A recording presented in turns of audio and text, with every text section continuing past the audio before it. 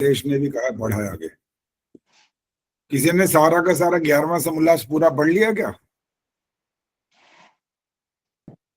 आचार्य जी मैंने पढ़ा तो था पहले, पर काफी टाइम से फिर भूल भी गई होंगी। पढ़ा था मैंने पूरा वैसे। ऐसे तो मैंने 14 बार पढ़ रखा है पूरा। हाँ नहीं, वही मैं कह रही नहीं, हूँ अभी ना। आजकल की बात हो रही है, आजकल पढ़ा है कि नहीं? आजकल पढ़ा है तो वो वाली पूछ रहा हूँ मैं। आजकल नहीं में क्या पढ़ा पूरा आचार्य जी। नमस्ते। लेकिन पढ़ते रहो, ये जितना जितना होता जा रहा है ना, उसके आगे कम से कम 2, 3, 4 पृष्ठ पढ़ लिया करो। उससे क्या होता है कि समझ में जल्दी आती है बात। कोई बात पूछने लायक हो तो पूछ भी सकते हैं फिर। बड़े गंदे पेज हैं जी, ये पढ़ने लायक ही नहीं है। बंद कर दें इसको।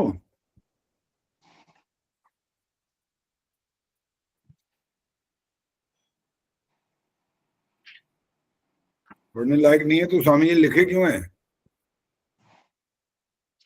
क्यों लिख सर जी दिया हमें उन्होंने फिर? समझाने के लिए लिखे हैं कि हम अंधविश्वासों से दूर रहें।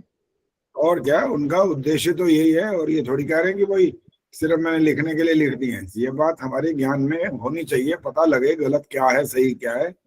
इसके लिए चर्चा की है उन्होंने सारी। अच्छा, अब हम आज कहाँ से पढ़ेंगे, कौन बताएगा? मंत्र पाठ करेंगे, चिंता मत करो, याद मत दिलाओ, मुझे याद है। हाँ जी, रवि बालाजी कहाँ से पढ़ना है आज? अच्छा जी, 233 पृष्ठ पर जो प्रश्न लिखा अश्वमेध गोमेध, यहाँ से। हाँ ठीक ठीक है, यहीं से पढ़ना है। लेकिन अभी पहले मंत्र पाठ करवाएं जरा, उसके बाद शुरू करेंगे। अभी लोग 25 आ गए हैं टोटल। 16 अन्य हैं और यहाँ दिखाई दे रहे हैं कुछ। नमस्ते आचार्य जी। नमस्ते जी। संतोष जी भी आ गई। तो अपना कम से कम पृष्ठ निकालने तैयार रहिए। फिर अब पृष्ठ तो निकाल लो, फिर इसके बाद मंत्र के बाद शुरू कर देंगे।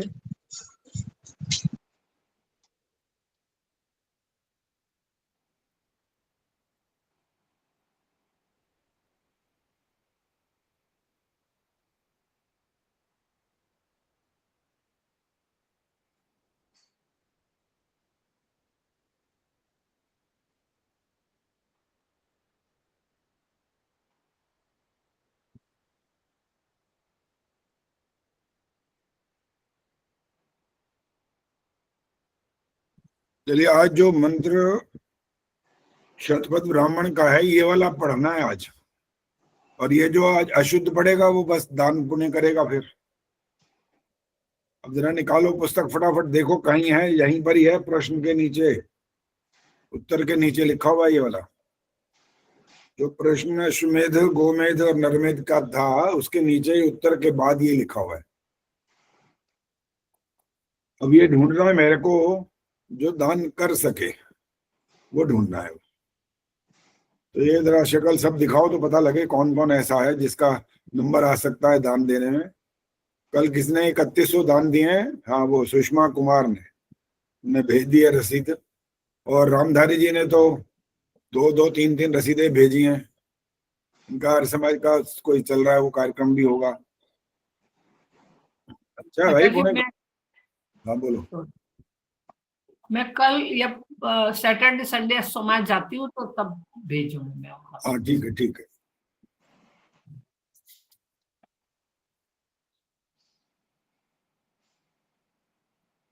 अच्छा, ये जहां पर मैंने कहा ये वाला शतपथ ब्राह्मण का ये मंत्र पढ़ना है, ये याद निकाल लिया है सबने?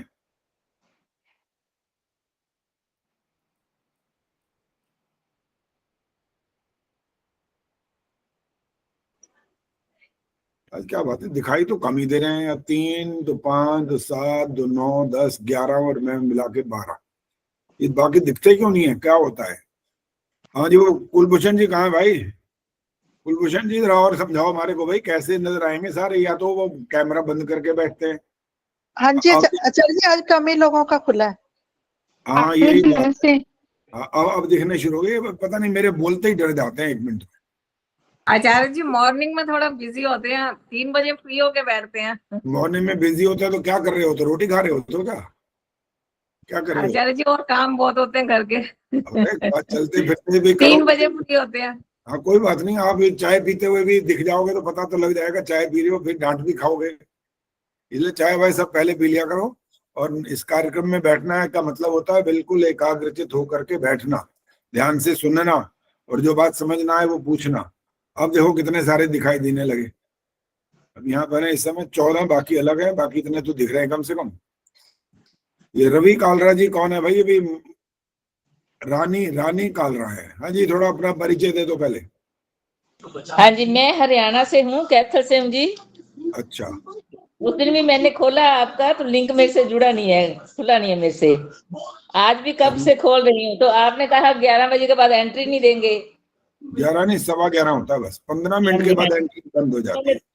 2 मिनट लेट हो गई थी, फिर मेरे से खुला ही नहीं है। 2 मिनट की कोई बात, 15 मिनट इतनी छूट दे रखी है कि भाई कोई घर में ऐसी व्यवस्था बनानी पड़ जाए तो वो फटाफट काम निपटाओ और तब तक शामिल हो जाओ, इतनी ठीक है छूट जी, दे ठीक है, सकती ठीक है। है। और परिचय बहुत- दो अपना, परिचय थोड़ा सा है भी, और परिचय हुआ नहीं है पूरा। कैथल से बताया, कैथल से। हाँ जी, कैथल से जी। मेरे father in law Arya Samaj के प्रधान थे कैथल के, अच्छा और हम सारे आर्य समाजी परिवार से जुड़े हुए हैं, आर्य समाज से जुड़े हुए हैं। अच्छा, बचपन से ही आर्य समाज से जुड़े हुए। बचपन से नहीं जी, मैरिज के बाद जुड़ी हूँ मैं, तो परिवार ठीक है। मेरा आर्य समाजी था। अच्छा अच्छा अच्छा, हाँ जी, हाँ जी। तो मैरिज के बाद जुड़े का मतलब क्या निकला? परिवार आपका आर्य समाजी था का मतलब पिता माता वाला है कि सास ससुर वाला? पहले थोड़ा दूसरे सनातनी थे जी, सनातन धर्म को मानते थे। अच्छा, तो अभी हाँ आप जी, क्या मानते हो अपने? हाँ जी। आप क्या मानते हो? आप तो आर्य समाजी हैं पूरे जी, आपके साथ अभी तो जुड़ते हैं रोज। अच्छा, चलो बड़ी अच्छी बात है। हवन संध्या हाँ में जी, से कुछ आता है? हाँ जी, सब कुछ आता है। अच्छा, बड़ी अच्छी बात। तो जब परीक्षा होगी ना तो फिर हम असली बात तो तब बताएंगे कि कितना आता है। हाँ, बस इतना ही आता जी। हाँ, यहाँ पर सबसे बड़ा काम यही है कि जिनको आता है ना, हमने देख रहे हैं बहुत सारे हमारे पास जो जुड़ते हैं, सबको आता था। ये अब किसी से भी बात करके देख लो कि उनको पता लग गया कि भाई कितना गलत आता था। ना आचार्य जी, प्रक्रिया, गलतियां सुधारने के लिए हम आपके साथ जुड़े हैं। बिल्कुल हम तो गलती को पुतले हैं जी, सुधारना तो हाँ, आपने है ना हमारा जीवन। यदि गलती तो मैं भी कर सकता हूँ, वह सारे को पूर्ण तो कोई मनुष्य होता ही नहीं है।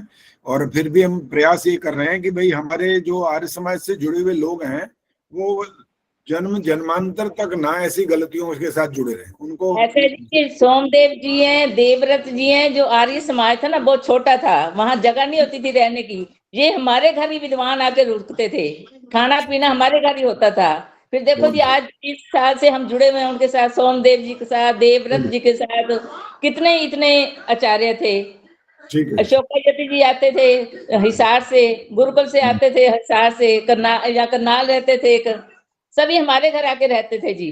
चलिए जी, बहुत सुंदर है जी। अब आपका परिचय अच्छा मिल गया। ये परिचय चाहिए होता है कि पता लग जाए कि हम कभी बात करें, कुछ पूछें तो पता होना चाहिए कि इनको कितना हम इससे पहले इन्होंने सीख रखा है, और अगर हाँ कुछ और जो रह जाएगा उसको ठीक करें। चलिए माइक बंद करिए। अब हम जो मैंने कहा था, ये वाला ब्राह्मण, ये जो शतपथ ब्राह्मण का ये आज ये श्लोक सुनना है, ये कौन पढ़ेगा? और जो गलती करेगा 500 रुपये वो दंड भरेगा, दान करेगा। हाथ खड़ा करो। अब एक तो अंजू ने हाथ खड़ा कर दिया, संतोष नंदवानी, 2 हाथ खड़े दिखाई दे रहे हैं। ये रामधारी जी, फिर दान करना है क्या? ये दान का ज्यादा ही शौक है लगता है। ये मंत्र है तो हमें तो मिला ही नहीं। एक तो कै बै वाली करोगे तो मैं गलती मानूंगा, उसको सुन लो। अगर ऐसा बोला तो वैसे ही दंड मिलेगा, पक्की बात है, ये माफी नहीं मिलेगी यहाँ पर। अगर मेरे वो से तो गलती तो होगी हो गई, लेकिन मैं हर रोज जाता हूँ शाम को हवन करने। अच्छी और बात है, वो हवन करो, ठीक है। हमारे यहाँ 3-4 वो चल रहे हैं प्रोग्राम हमारे समाज के, जो हफ्ते के होते हैं ना, सालाना। मेरे वो प्रोग्राम प्रश्न का उत्तर दो। नहीं, ये वाला नहीं सुनाओ, मेरे प्रश्न का उत्तर दो। मैंने ये कहा जो कै ख न मैं, ये आएगा कि नहीं आएगा, पहले तो ये बताओ। ये आएगा जी, ये तो शुरू से बहुत दिन हो गए, तो धीरे फिर हाथ क्यों खड़ा कर दिया? फिर तो तुम वैसे ही रोज दान कर दिया करो। फिर तो अगर रोज ही आएगा तो वैसे तो करता ये तो रहता हूँ जी हर रोज। हाँ, आज अभ्यास नहीं तो हुआ अच्छी बात है। अभ्यास इस बात का करो कि ये जो दोष है ये दूर हो जाए। हमारा कोई उद्देश्य थोड़ी है कि आपको दान करवा करवा के भाई एक ही जन्म में सारे के सारे पुण्य प्राप्त कराने हैं। हमारा उद्देश्य है जी। गलती का दूर करना, दोष दूर करना, ये उद्देश्य है।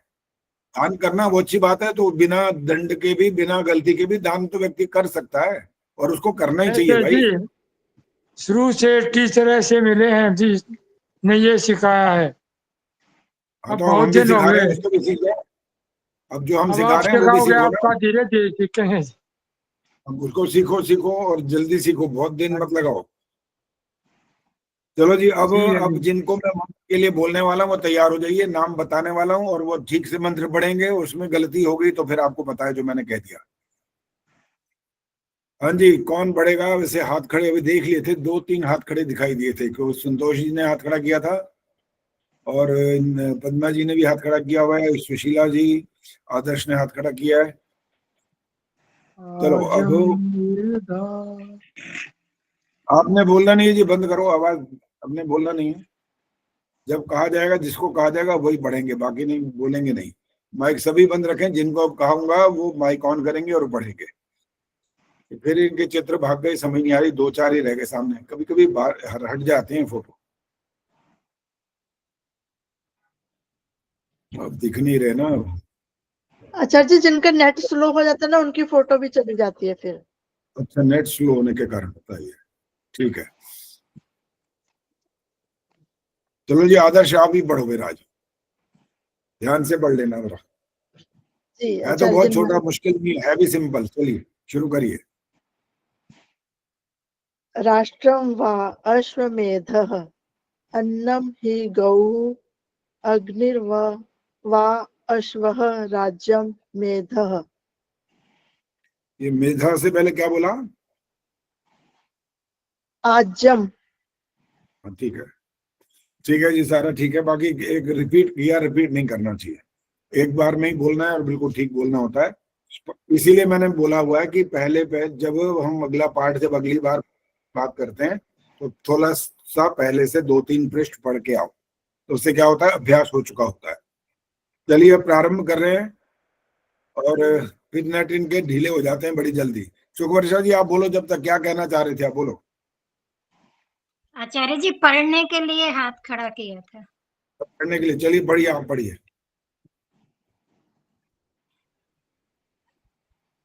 मंत्र फिर से बोलना है? नहीं, मंत्र नहीं बोलना, अब प्रश्न उत्तर पे आइए बस। अब उत्तर, इनका अर्थ तो ये है कि पहले प्रश्न बोलो। प्रश्न, अश्वमेध, गोमेध, नरमेध आदि शब्दों का अर्थ क्या है?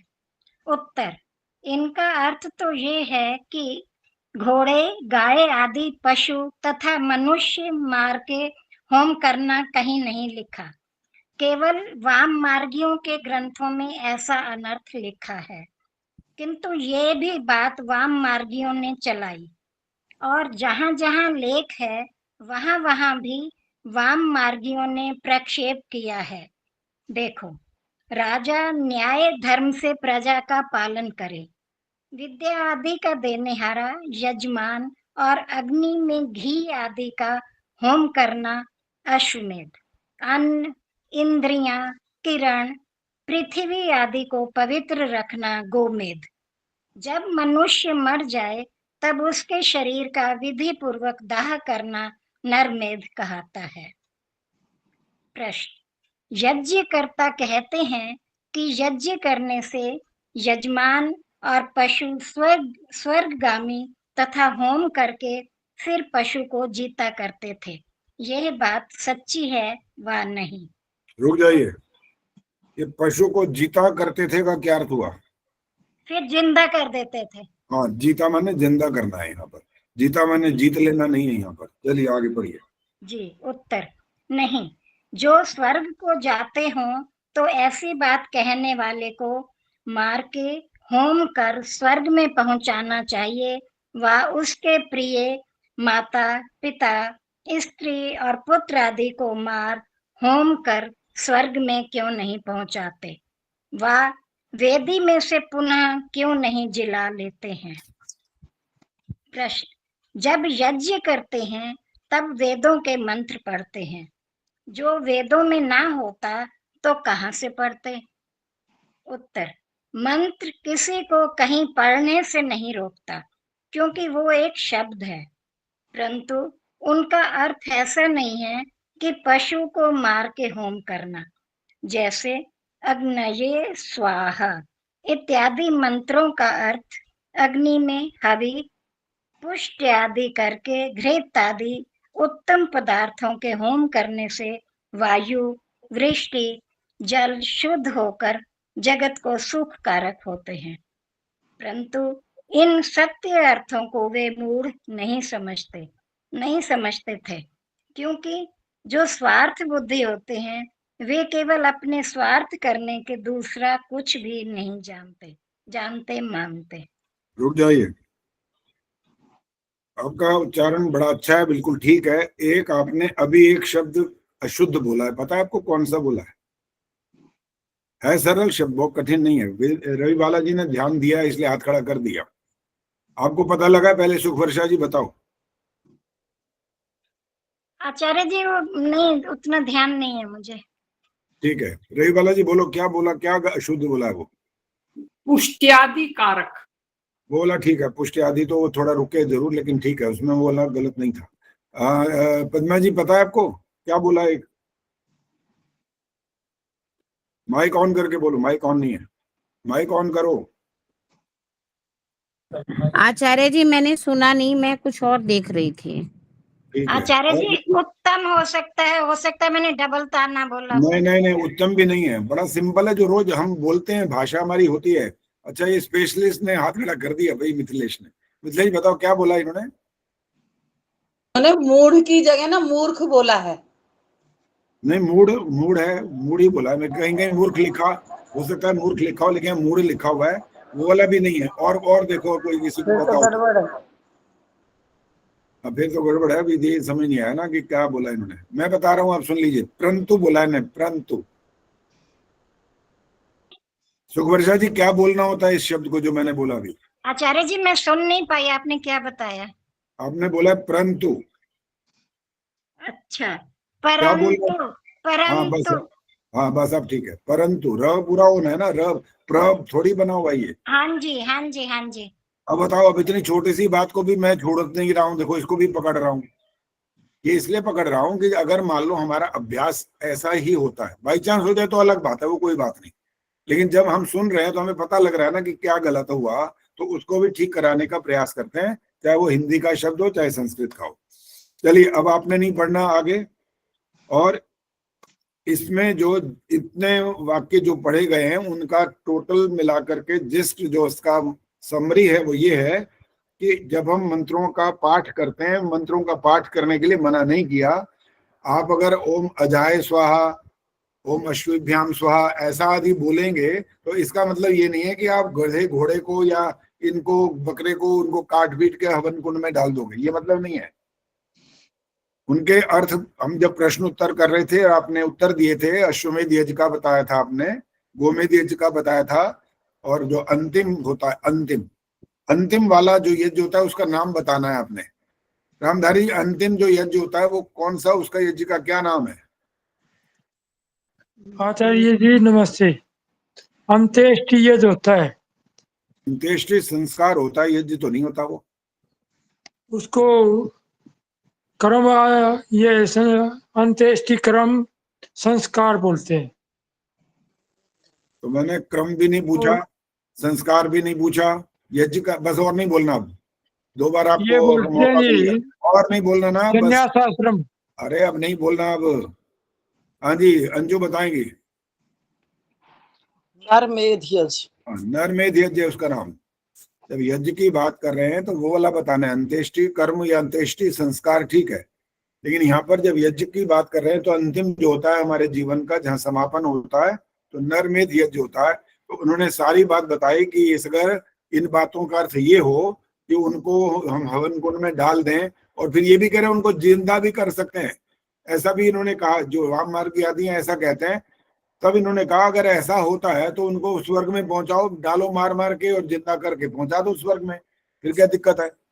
अरे जिंदा हो ना तब भी आप स्वर्ग में नहीं पहुंचा सकते, मरने के बाद तो कथा ही कुछ नहीं है। फिर तो जिंदा हो अगर तो उसको आप स्वर्ग पहुंचा दोगे क्या? सरला गुप्ता बताएंगे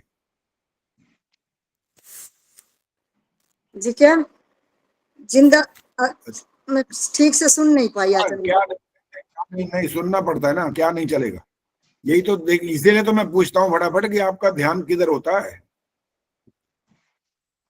जो अब आपने नहीं बोलना, अब और किसी का नंबर आएगा। जो जिंदा हो उसको भी क्या आप स्वर्ग भेज सकते हो? संतोष नहीं, सुषमा जी बोलो। नहीं भेज सकते आचार्य जी। क्यों नहीं भेज सकते? क्योंकि वो हमारे अधिकार में ही नहीं है, वो तो ईश्वर की उसमें ईश्वर की व्यवस्था में है। चलो इतना उत्तर ठीक है, थोड़ा और इसकी व्याख्या और किसी से सुनेंगे अभी। और कौन बताना चाहता है इस बारे में जो प्रश्न कर दिया गया है? सुमन सूद जी बोलो। नहीं पहुंचा सकते जी जीवित को भी, क्योंकि अगर पहुंचा सकते तो फिर तो कोई भी चला जाता स्वर्ग में।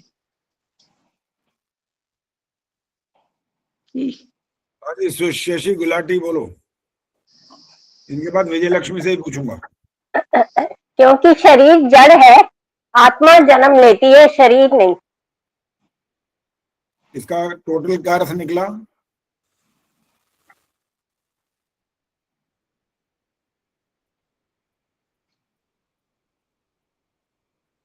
चलिए अब आप रुक गए तो अब नहीं समय मिलेगा, अब विजयलक्ष्मी बताएंगे क्या कहना चाहती वो। मेरे हिसाब से तो स्वर्ग कोई ऐसी अलग जगह ही नहीं है, पहली बात तो जहाँ पे कुछ आएंगे। ऐसा मैंने तो कभी सुना नहीं कि स्वर्ग लोग कोई अलग जगह है जहाँ पे जिंदा या मरने के बाद कोई भी जाएगा। तो आपके हिसाब बस हो गया, छोटा सा उत्तर दिया करो। अब ये बताओ कि स्वर्ग होता ही नहीं है मतलब? स्वर्ग तो मतलब अलग कोई ऐसी तो नहीं है जहाँ पहुंचाया जाएगा मरने के बाद या जिंदा। वो तो अपने यहीं पे स्वर्ग सुना था मैंने तो आप लोगों से, विद्वानों से, कि धरती पे ही स्वर्ग है और धरती पे ही नरक है। चलो अब आप बिल्कुल ठीक जगह पर आ गए, ठीक उत्तर दे दिया आपने। जो सुख विशेष जहाँ होता है वो स्वर्ग, और दुख विशेष जहाँ होता है वो नरक। और कहाँ होता है? यहीं तो होता है। और आसमान में लटकने वाली थोड़ी कोई चीज है जो स्वर्ग या नरक वहां पर होगा।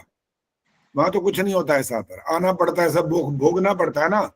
सुख भी भोगना पड़ता है, दुख भी भोगना पड़ता है। सुख जब विशेष मिलता है तो स्वर्ग का वातावरण कहलाता है, और दुख विशेष होता है तो नरक का वातावरण होता है। होता तो यही है, धरती पर ही होता है। चाहे पशु पक्षी बन के कीड़े मकोड़े बनेंगे तो वहां पर अलग प्रकार का सुख भी होता है, वहां दुख भी होता है। और मनुष्य बन के भी ये दोनों बातें चलती रहती हैं। द्वंद्व तो आते रहते हैं जीवन में फिर।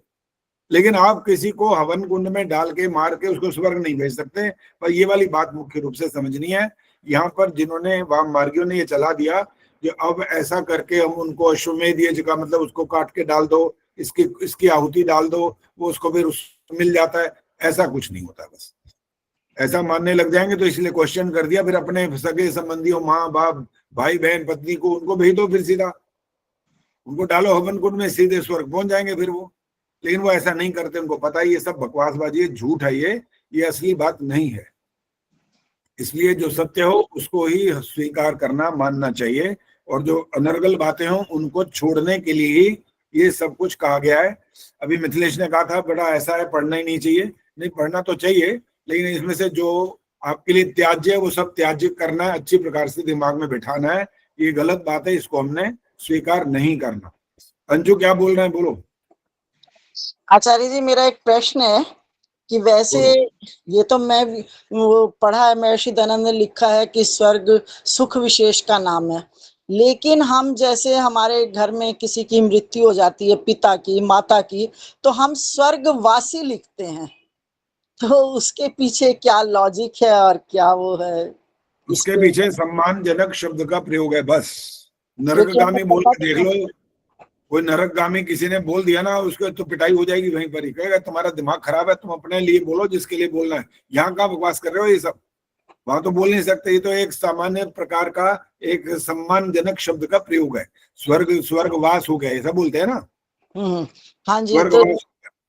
तो स्वर्गवास का मतलब इसका अर्थापत्ति निकालनी होती है। अर्थापत्ति माने जीवन ये वाला समाप्त हो गया, अब नया जीवन इनका प्रारंभ होगा, ये मतलब वही तो कह रही हूँ कि ये तो पता नहीं कि स्वर्ग में गया या नरक में, यहीं पे जो भोग गया, लेकिन आगे बोलते स्वर्गवासी हैं सभी को। बोल वही सम्मानजनक, वही बात है और कुछ नहीं है।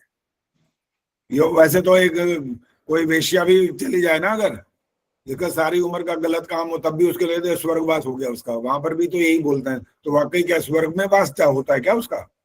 तो सम्मानजनक एक शब्द का प्रयोग, जैसे अंधे को अंधा नहीं बोल सकते, वहां पर हमें कुछ और शब्द का प्रयोग करना पड़ता है। सूरदास जी बोलते हैं, तो बस ऐसा ही यहाँ पर ये शब्द है, और उसका कोई और विशेष भाव नहीं है यहाँ पर। चलो जी, अब आगे कौन पढ़ेगा? आप देख रहे हैं, हाथ खड़ा करो, मैं देखता हूँ कौन कौन पढ़ना चाहता है। पहले तो ये पता लगे, फिर देखते हैं किसको मौका दिया जाएगा। हाँ, सुमन सूद जी पढ़ो।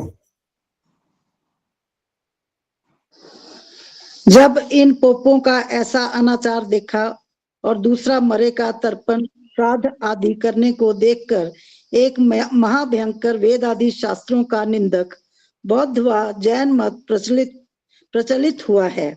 सुनते हैं कि एक इसी देश में गोरखपुर का राजा था। उससे पोपों ने यज्ञ कराया। उसकी प्रिय रानी का समागम घोड़े के साथ कराने से उसके मर जाने पर पश्चात वैराग्यवान होकर अपने पुत्र को राज्य दे साधु हो पोपों की पोल निकालने लगा। इसी की शाखा रूप चारवाक और आभाणक मत भी हुआ था। उन्होंने इस प्रकार के श्लोक बनाए हैं।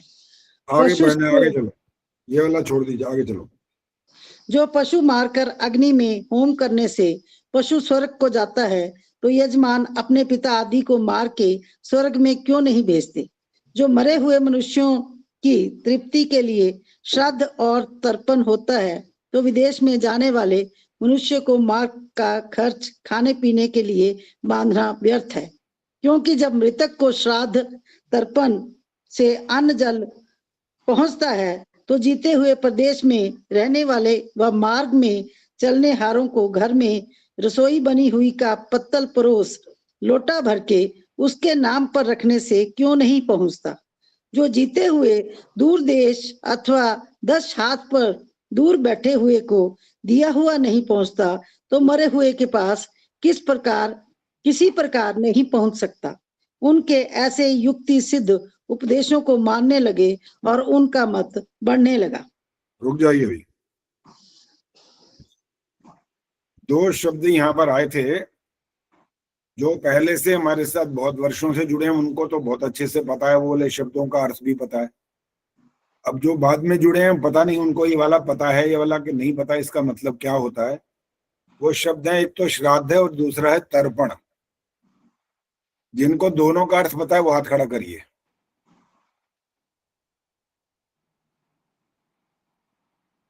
सरोज को पता है? मुझे नमस्ते सभी को नमस्ते। आपने एक अज्ञानी को पूछ लिया, लेकिन श्राद्ध का तो पता ही है। इसका पता है किसका? श्राद्ध। हाँ बता दो, इस एक का बता दो, कोई बात नहीं। हाँ, श्राद्ध कहते हैं जो मरे हुए लोग हैं उनके लिए भोजन आदि की व्यवस्था करके और दान पुण्य खिलाते हैं, तो वो श्राद्ध मनाते हैं। वैसे वैदिक भाषा में इसका कोई इस्तेमाल नहीं होता। तो वैदिक भाषा में जो इसका इस्तेमाल होना चाहिए वो क्या है फिर? वो होना ये चाहिए कि रोजाना ही आप दान पुण्य करते रहो, गाय को, पक्षी को, पशु को, इनको जो खिलाते हो, और जीते जी उनकी सेवा करो। ये है वेदों का सिद्धांत। अच्छा, तो ये जो हमारी बात को अर्थात वेदों की बात को नहीं मानते, तो वो गाय, गधे, घोड़े और इसको कौवे आदि को ही खिला करके वो कहते हैं हमने श्राद्ध कर दिया। वो पाप करते हैं और वो सोचते हैं दुनिया को दिखाने के लिए कि हमने धर्म कर लिया, लेकिन उनका अंतरतम तो अभी तक ठीक नहीं है। तो कुछ भी कर लो, वो कुछ नहीं होता। चलो सुमन जी बोलेंगे। सुमन जी बोलो। श्राद्ध का मतलब है श्रद्धा से जीवित माता पिता की सेवा करना, उनकी सब जरूरतों को पूरा करना। उनकी जो भी जरूरतें हैं, दवाई आदि है या खाना पीना, भोजन, वस्त्र, सब जरूरतें उनकी आवश्यकताओं को। अच्छा ठीक है। तर्पण का मतलब क्या होता है फिर? तर्पण का मतलब यही हुआ कि जो भी, ताकि वो तृप्त हो जाए, सेटिस्फाई हो जाए, उनको उनकी जो भी जरूरतें हैं उनको हम पूरा करें। और वैसे ठीक है, कोई गलत नहीं है, कुछ भी, दोनों बातें ठीक हैं। सिर्फ इतना शब्द भी आपने बोला तृप्त हो जाए, तो इसको थोड़ा और इसका विश्लेषण ये करना होता है कि माता पिता की जो इच्छा है उनको पूरा करेंगे तो तृप्त होना कहलाएगा। और श्राद्ध माने होता है आप श्रद्धा पूर्वक उनकी सेवा करो, उनको दवाई आदि जो आपने बोला वो चाहिए, उनको भोजन चाहिए, उनको शरीर में दर्द कहीं है, कुछ ऐसी बातें, तो वो उसके रूप में सेवा करो। तो श्राद्ध और तर्पण में एक बात तो दोनों जगह पर एक जैसी है कि वो जिंदों की होगी बस। जो चला गया दुनिया से उसका क्या श्राद्ध और क्या तर्पण, किसी का कुछ नहीं हो सकता। और दुनिया इसी बात के पीछे ही लगी हुई है। वो कहते हैं जी हमने उनको याद किया, उनके नाम पर ऐसा किया, दान किया, पुण्य किया, वो आत्मा को हम ऐसा भोजन पहुंचाएंगे, उनके याद करके ऐसा करेंगे, पंडितों को खिलाएंगे, उनको पहुंचाएंगे वो। तो ये जो वहां पहुंचाने की बात है ना, ये तो बिल्कुल मूर्खता की बात है। और जहां तक ये बात है कि ये श्राद्ध करना चाहिए कि नहीं करना चाहिए, मालूम मृतक है, जीवित नहीं है। अब मैं आर्य समाजियों से ही पूछने वाला हूं, जरा ध्यान से सुनना पहले इस बात को। अगर आर्य समाज के लोग ये वाला काम करते हैं कि श्राद्ध करते हैं, ठीक है, और वो श्राद्ध करते में ये बात भी समझते हैं कि हमारा भोजन उनके पास नहीं पहुंचेगा, लेकिन फिर भी वो श्राद्ध करते हैं, तो ये करने योग्य बात है कि नहीं करने योग्य बात है? हाथ खड़ा करना है। अपने सारे मन ही को गायब हो गए, कोई भी नहीं दिख रहा। पता हाथ कहां से खड़ा दिखेगा मुझे? चलो जी, जिनका नाम अदर दिखाई दे रहा है, पहले वो रामधारी जी बोलना, जरा क्या बोलोगे? बोलो रामधारी जी, बोलो। आचार्य जी ये गलत बात है, श्राद्ध करना नहीं चाहिए। आदमी मर जाता है तो उसके बाद उसका सब कुछ खत्म हो जाता है, नया जन्म हो जाता है। ठीक है, आर्य समाजी को श्राद्ध नहीं करना चाहिए। और मैंने नहीं ये जी। कहा कि वो ये मान करके बैठे हैं, उनको ये सबको ये बात पता है कि उनको हम भोजन नहीं पहुंचा सकते जो दुनिया से चले गए। फिर भी मैं कह रहा हूं, क्या वो श्राद्ध करेंगे तो ये पाप हो जाएगा? हाँ जी, ये पाप हो जाएगा। सुनो, बात हो गया। सुषमा सरदाना जी बोलो। आचार्य जी, वो श्राद्ध ना सिर्फ अपने माता, अगर किसी के माता पिता की मृत्यु हो चुकी है और वो करना चाहते हैं, तो माता पिता के तुल्य जिनकी आयु है, जिनको सेवा की आवश्यकता है, हम उनकी सेवा करके भी उनको तृप्त करके उनको भी सुख चलिए, पहुंचा। खैर रुक जाओ। मैं ये वाले इसका समानांतर वाला ये बात नहीं कर रहा हूँ। अच्छा, मैं जो चले गए मैं उन्हीं की बात कर रहा हूँ। हाँ जी, रानी कालरा जी बोलो। माइक ऑन करो, माइक।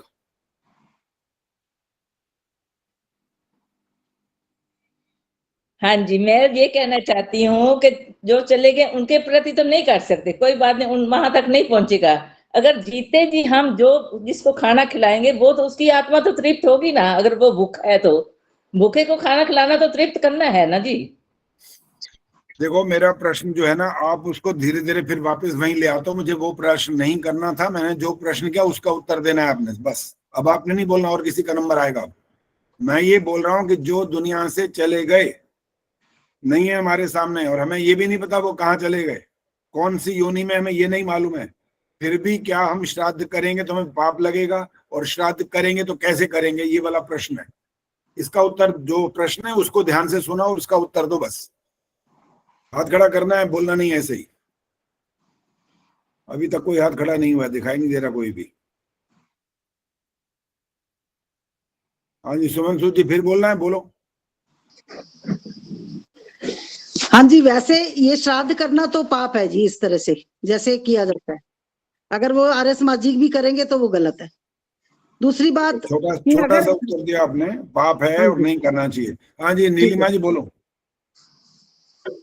आचार्य जी, अगर हमारी इस सत्य में पूर्ण धारणा है कि उनको श्राद्ध का कुछ भी पहुंचता नहीं है, उसका कोई औचित्य नहीं है, और फिर भी हम करते हैं, तो ये बहुत गलत है, ये अच्छा नहीं है, आत्मा के विरुद्ध कार्य है।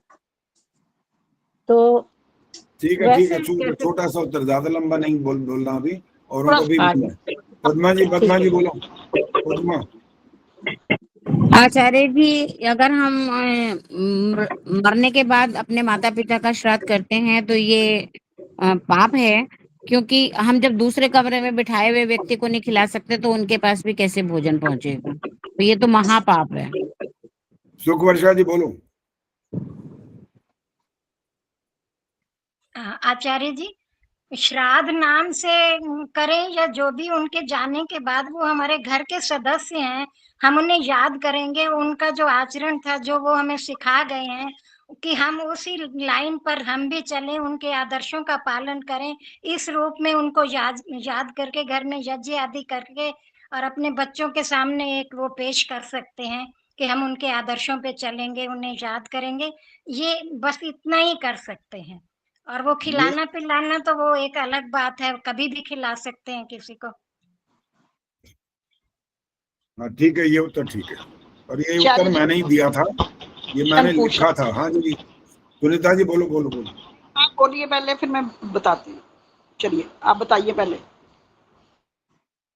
यही बताना था कि अगर आप आर्य समाज के लोग भी श्राद्ध का नाम लो या ना लो, और अगर आप अपने पूर्वजों को याद कर रहे हो, और उस दृष्टि से भोजन की बात तो ये नहीं है कि पंडित को खिलाओगे तो पहुंचेगा, वो तो हम सबको पता ही है ये वाली बात।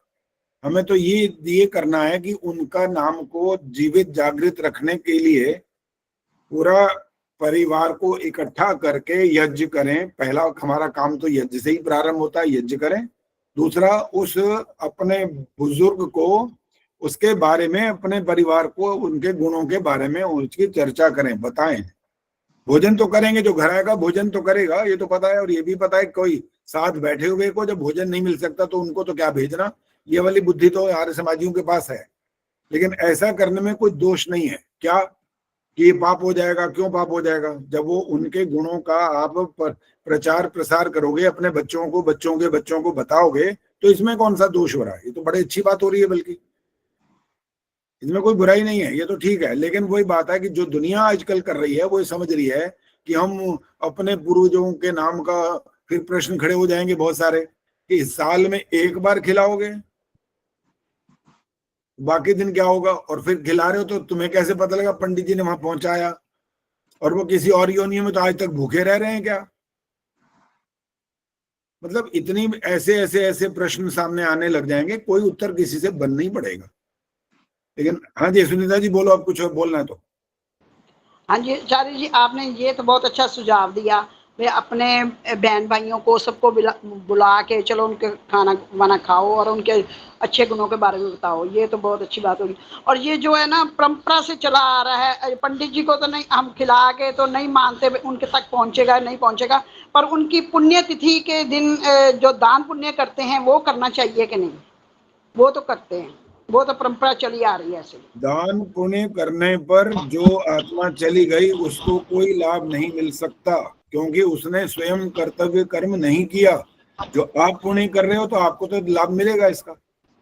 मेरी शंका भी दूर कीजिए आचार्य जी। मैं क्या करती हूँ कि श्राद्धों के दिनों में हवन करवा के सुबह, और आचार्य जी को, जो हमारे शास्त्री जी आर्य समाज के, उनको खाना खिला देती हूँ। ये गलत है या ठीक है, ये बताओ। आपकी भावना टोटल बताओ कि आप भावना क्या है। ऐसे कैसे तो आधी अधूरी बात से नहीं पता लगता कि आप इसको क्या मान्यता मान रहे हो, क्या समझ रहे हो इसका। मैं तो ये कहती भी घर में भी शुद्ध हो जाएगी, उनको भी खाना खिला लूंगी, ऐसी चलो तो कोई बात। अब प्रश्न खड़ा हो गया है कि ये वाला, ये जो आपने कहा कि इन दिनों में ही घर को शुद्ध, इन दिनों में ही क्यों करना है? रोज क्यों नहीं करना?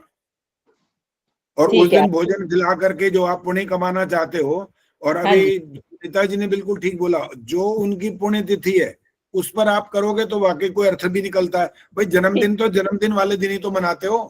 जब मर्जी थोड़ी मनाते हो। एक साल में 9 दिन आगे जी, इसमें ही आप करते रहोगे, इसमें क्यों करोगे? हाँ जी, ठीक है ठीक है। तो इसलिए जैसे जन्मदिन वाला दिन होता है उसी दिन हम ये कार्यक्रम रखते हैं। तो पुण्य तिथि आ जाए तो पुण्य तिथि वाले दिन करो, और जो बाकी मैंने पहले कहा था उसका पालन करो, तब तो आपका मनाना सार्थक हो जाएगा।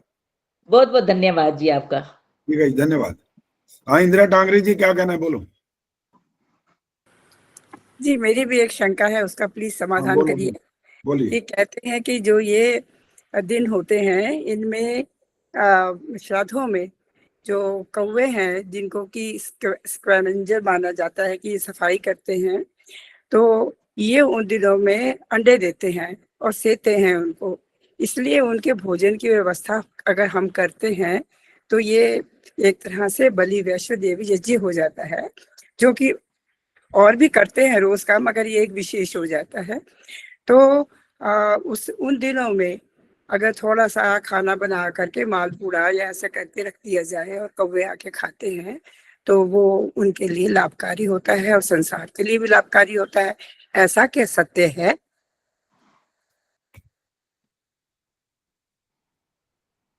देखो, इसमें एक बात तो ये वाली बात मान करके चलना पड़ेगा कि हमारी बुद्धि जिस बात को ठीक से समझ सकती है उसका पहले प्रयोग करें। बलि वैष्णोदेव यज्ञ के लिए कोई मना नहीं है, वो प्रतिदिन का काम होता है। जब प्रतिदिन का काम होता है तो इन दिनों में केवल विशेष मान करके क्यों करना? जब प्रतिदिन है तो वो अपने आप आ जाएगा वो दिन भी। केवल कौवों के लिए कहते हैं। केवल कौवे क्यों? आपने फिर पढ़ा नहीं है बलि वैष्णोदेव यज्ञ में किस किस को खिलाना होता है? चांडाल को भी देना होता है, गाय को भी देना होता है। आचार्य जी वो क्षमा करे, वो अलग बात मैं कह रही हूँ। इन दिनों में खाली एक कौवे को के लिए इनका जो एक खास वो है कि प्रजनन के दिन होते हैं, अंडे सेते हैं, इसलिए इनको कुछ मीठा ऐसा बना के देना चाहिए, ऐसा कुछ विधान होता है क्या? मैंने ऐसा सुना है। हमने तो ऐसा खास नहीं सुना, बाकी सुनने में तो बहुत कुछ आता रहता है दुनिया में कि ये इस तरह करने से ये होता है, इस तरह ऐसे करने से ये लाभ हो जाता है। हमारा जब कर्तव्य ये पता लग गया, पंच महायज्ञ के कर्तव्यों में बलि वैष्णोदेव यज्ञ प्रतिदिन का कर्तव्य है। तो आप जब रोटी डालेंगे बाहर तो आप वो कौवा भी खा सकता है, चिड़िया भी खा सकती है, कबूतर भी खा सकता है, कोई भी खा सकता है। ऐसा तो नहीं है कि चिड़िया आएगी तो मार के भगाओगे, आपका अधिकार थोड़ी है उसको भगा देना। तो कोई भी खाए उसकी मर्जी है, आपका पकड़ पकड़ के कौवे के मुंह में डालने का तो कर्तव्य नहीं है। नहीं, वैसा कुछ नहीं है। बस इसीलिए उसको इस बात के साथ केवल जोड़ना वो बुद्धिमत्ता नहीं कहलाएगी जी। वो आपका कर्तव्य जो प्रतिदिन का वो करते रहो, वो जिसको भोजन मिलना है मिल जाएगा, वो जिसको आप डालेंगे। और वैसे भी कोई सारे सबका ठेका तो हम ले भी नहीं पाएंगे कि किस कौवे को दें, किसी को ना दें, किसका अंडे देने का है, किसी का नहीं है, कौन कौन जानेगा इन बातों को। इसलिए ये बातें कुछ कल्पना से ऐसा कहकर, और उन्होंने तो अपने बाकायदा ये कह रखा है लोगों ने, जो कौवे की बात करते हैं ना, वो तो कह रहे हैं हमारे पितर हैं, ये बताओ, यहाँ तक कह देते हैं वो तो। अब उनसे पूछो भाई तुम्हारी अकल यही कहती है कि वो यही बने हैं? मनुष्य जीवन के बाद उन्होंने इतने बुरे कर्म किए कि वो कौवा बन गए। काम करते रहते हैं सारा दिन, कोई कान खा जाते हैं दुनिया के। ये वैदिक बात के सिद्धांत से नहीं जोड़ सकते हम, नहीं जोड़ सकते। इसलिए अपनी जो मान्यता है वो ज्यादा ठीक है। बलि वैष्णोदेव यज्ञ की आहुतियां भी होती हैं और आपको हर दिन पशु पक्षियों को जो भोजन देना होता है वो आप दे दीजिए, यही कर्तव्य है। उनको अलग से देने का कोई ऐसा विधान नहीं है हमारे शास्त्र। धन्यवाद आचार्य जी। धन्यवाद जी। हाँ जी, पद्मा विद्यार्थी जी क्या हाथ खड़ा किया, बोलो।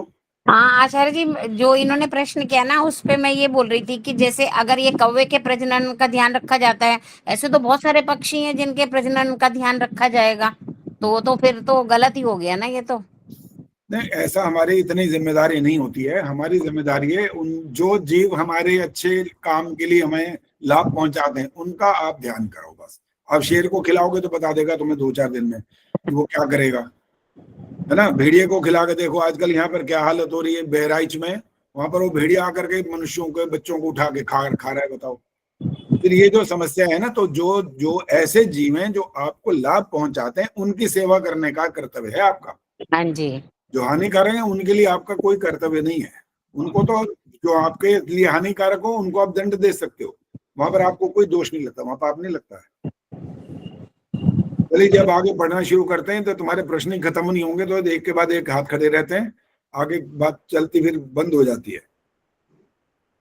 हाँ जी, कौन पढ़ेगा? पद्मा जी पढ़िए। अच्छा जी, जो हमें नुकसान देते हैं हम तो उनको मार भी देते हैं, कीट पतंग जैसे मच्छर हो गया, चूहा हो गया, उनको मार भी देते हैं हम तो।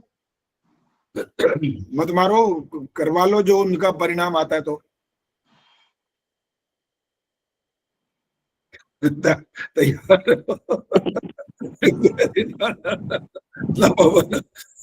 देखो करवाना है क्या? आचार्य जी पढ़ूं मैं? उनको तो मारना ही पड़ता है ना, अपने उसके लिए, अपने उस स्वार्थ के लिए कहे उनको तो मारेंगे ही हम। अरे बाबा, बिना स्वार्थ के दुनिया नहीं चलती है। ये माँ बाप भी बहुत स्वार्थी होते हैं, सुन लो। कहीं सोच रहे हो कि माँ बाप बड़े हो ऐसे होते हैं भगवान होते हैं, कोई भगवान नहीं होते वो भी। वो भी स्वार्थी होते हैं, बच्चे को सिखाते पढ़ाते हैं ना, वो क्यों पढ़ाते हैं सिखाते हैं सुन लो, वो इसलिए पढ़ा लिखा है कल को हमारी इज्जत होएगी, हमारा बच्चा आपका बच्चा इतना अच्छा है, आपका बच्चा इतना बढ़िया है, ऐसा इतना पुरस्कार लेके आता है। स्वार्थ के बगैर ये संसार नहीं चल सकता। सिर्फ एक बात का ध्यान रखना चाहिए, केवल स्वार्थी नहीं होना चाहिए, परार्थ का ध्यान रख करके करना चाहिए। जैसे मैं एक उदाहरण देता रहता हूँ, अगर आपको किसी की सेवा करनी है तो आपके पेट में रोटी नहीं है ना अगर, तो आप सेवा नहीं कर सकते। कैसे करोगे बोलो, आपके पास शक्ति नहीं है, आप कैसे करोगे किसी की सेवा? खाना खाओगे तो कुछ ताकत होगी तो कुछ करोगे ना किसी के लिए, नहीं तो कर नहीं सकते। इसलिए स्वार्थ कोई बुरी चीज नहीं है, लेकिन परार्थ की भावना साथ में जुड़ी होना वो अनिवार्य है। परोपकाराय सताम विभूतयः, परोपकार के लिए आते हैं सत्पुरुष। ये थोड़ी है क्या रोटी नहीं खाते क्या वो? उनका विवाह नहीं होता, उनका भी विवाह होता है, उनके भी बच्चे होते हैं, उनका सारे काम जो दुनियावी होते हैं सब वो करते हैं, लेकिन उद्देश्य मुख्य रूप से क्या होता है? परोपकार। स्वार्थ तो पूरा होगा, बिना स्वार्थ के तो संसार चलेगा ही नहीं। चलो जी पद्मा जी पढ़िए।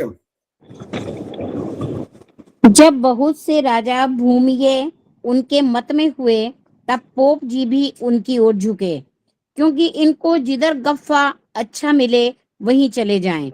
झट जैन बनने चले। जैन में भी और प्रकार की पोप लीला बहुत है, सो 12वें समोल्लास में लिखेंगे। बहुतों ने इनका मत स्वीकार किया, परंतु कितने ही जो पर्वत, काशी, कन्नौज, पश्चिम, दक्षिण देश वाले थे, उन्होंने जैनों का मत स्वीकार नहीं किया था। वे जैनी वेद का अर्थ ना जानकर बाहर की पोप लीला को भ्रांति से वेद पर मानकर वेदों की भी निंदा करने लगे। उनके पठन पाठन, यज्ञोपवीत आदि और ब्रह्मचर्य आदि नियमों को भी नाश किया। जहाँ जितनी पुस्तक वेदादि के पाए नष्ट किए, आर्यों पर बहुत सी राजसत्ता भी चलाई, दुख दिया। जब उनको भय शंका ना रही, तब अपने मत वाले गृहस्थ और साधुओं की प्रतिष्ठा और वेद मार्गियों का अपमान और पक्षपात से दंड भी देने लगे, और आप सुख, आराम और घमंड में आ फूल कर फिरने लगे। ऋषभ देव से लेके महावीर पर्यंत अपने तीर्थंकरों की बड़ी बड़ी मूर्तियां बनाकर पूजा करने लगे, अर्थात पाषाण आदि मूर्ति पूजा की जड़ जैनियों ने प्रचलित हुई। परमेश्वर का मानना न्यून हुआ, पाषाण आदि मूर्ति पूजा में लगे। ऐसा 300 वर्ष पर्यंत आर्यवर्त में जैनों का राज रहा। प्रायः वेदार्थ ज्ञान से शून्य हो गए थे।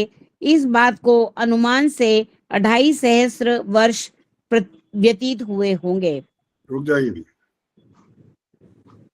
अब इन्होंने जो अनुमान से लगभग बता दिया कि 2500 साल पहले इनका ये मत हमारे संसार के अंदर कुछ कुछ फैला।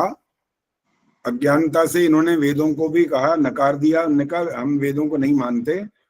और एक ने तो बकायदा ऐसा कहा था, ऐसे वेदों को मैं नहीं मानता, ऐसे वेदों को, अर्थात उनको अर्थ का तो जो अनर्थ दुनिया ने कर रखा था, इस आधार पर उन्होंने बोल दिया भाई शब्द जो है और उसका जो अर्थ है, उसकी जो संगति है, उसका जो तात्पर्य है, वो हर व्यक्ति थोड़ी समझ लेता है तुरंत। जैसे आपने स्वर्गवास शब्द बोला, स्वर्गवासी बोला, तो उसका अर्थ निकालना पड़ता ना कि शब्द तो यही है, लेकिन इसका अर्थ क्या निकालेंगे कि स्वर्ग में वास हो गया उसका, वो वास माने वही रहने लग जाएगा, ऐसा अर्थ तो नहीं होता ना। एक उसका भावात्मक अर्थ लेना पड़ता है कि इसका असली मतलब क्या निकलेगा। तो ऐसे इन्होंने अनेक प्रकार के, अब 12वें जब समोल्लास में यदि हम पढ़ेंगे तो उसमें आपको ऐसे ऐसे ही बताएंगे, इतने योजन की, इतने योजन मैंने कई मील लंबी मक्खी, इतने बड़े बड़े, कितने सूर्य, एक नहीं कितने सूर्य, कितने चंद्रमा, कितनी धरतियां जो हमारे आसपास हैं, अगर तो भैया रात दिन नहीं बनेंगे, फिर तो सारा विज्ञान धरा का धरा रह जाएगा फिर। इसलिए जो वैदिक ज्ञान है वो है आपके लिए क्या? ग्रहणीय, बस। दुनिया भर के जितने मत मतांतर हैं, स्वामी जी ने जितनी उनके सामने बातें आई, उन्होंने सबका उल्लेख किया, बताया कि इस मत में क्या गलती है, इसमें क्या गलती है, इसमें क्या दोष है, इसमें क्या न्यूनता है, इसमें क्या पाखंड भरा पड़ा है। सारी बातों को उन्होंने स्पष्ट किया। किस लिए किया, उनका उद्देश्य क्या था, ये बताएंगे अब आप। संतोष नंदवानी बताएंगे उनका उद्देश्य क्या था, क्यों किया ये सब। उन्होंने ये सोचा था कि ये जो कर रहे हैं यज्ञ में पशु बलि दे रहे हैं, ये तो अनर्थ है, ऐसा नहीं करना चाहिए। लेकिन ये उनको नहीं मालूम, सही अर्थ ना समझने के, उनके अज्ञानता के कारण वो ऐसा समझ रहे थे। मैंने ये प्रश्न ये नहीं किया था, मैंने प्रश्न ये किया स्वामी दयानंद ने इन सब बातों का विरोध क्यों किया। इसी बात को पकड़ के सीधा सीधा उत्तर देना है, बस। हाथ खड़ा कर सकते हैं आप। उन्होंने इंदिरा जी, बस कोई बात नहीं, इंदिरा जी बोलेंगे। इंदिरा आहूजा। सत्य मार्ग लोगों को दिखाने के लिए। सुदर्शन मनचंदा बोलिए।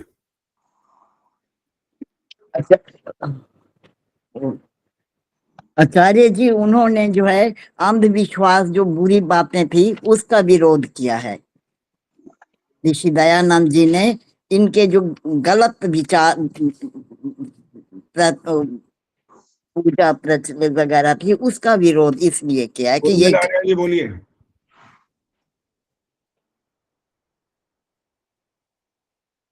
माइक ऑन करो।